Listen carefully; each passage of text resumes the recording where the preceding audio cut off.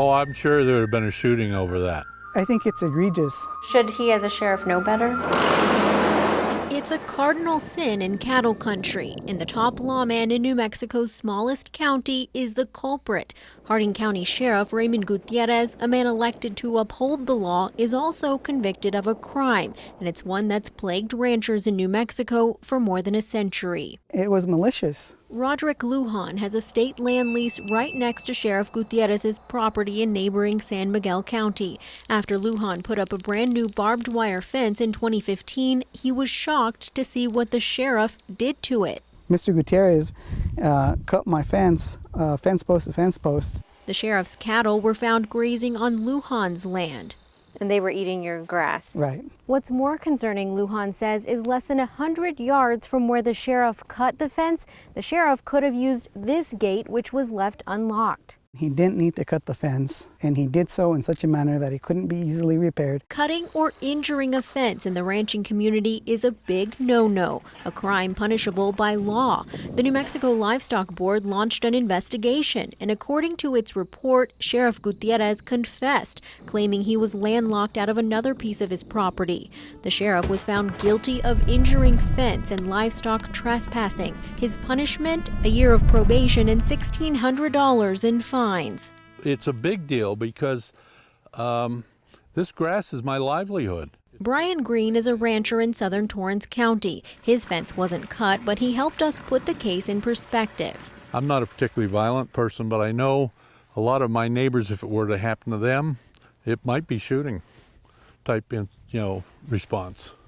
Wow. Yeah, I mean, it's that serious. It's a crime right out of the Old West, when ranchers first started fencing. A good part of our job is keeping fences up in shape. There had been a series of almost wars over fencing. Rick Hendricks is the state historian. The individual who committed that crime is very fortunate that he's living now and not when he might have been 5 years in the penitentiary for it. Fencing in New Mexico, he says, dates back to the 1800s, serving to protect land, cattle, and the state's livestock industry, an industry that's still alive and well.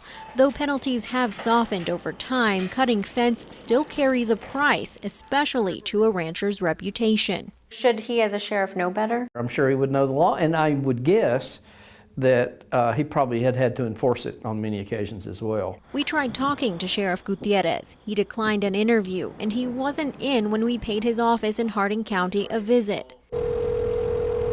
Over the phone, Gutierrez told us he's appealing the case and suggested we call his lawyer. This is Gabrielle Burkhart with KRQE Channel 13 in Albuquerque. But she never got back to us.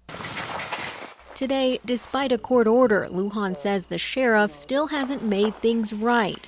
Did he ever apologize to you? No, he's never apologized. The sheriff installed this makeshift fence after the livestock board inspector told him to. But neighbors say it's not enough. Cattle continue to do damage, and the sheriff refuses to fix it.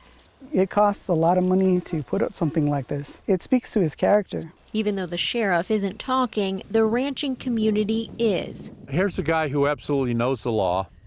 He should know what the consequences are, and then he violates the public trust. He's been elected to uphold the law in his county. It just doesn't say very much for his personal integrity. And that may carry more weight in the West than any misdemeanor. On special assignment, Gabrielle Burkhart, KRQE News 13.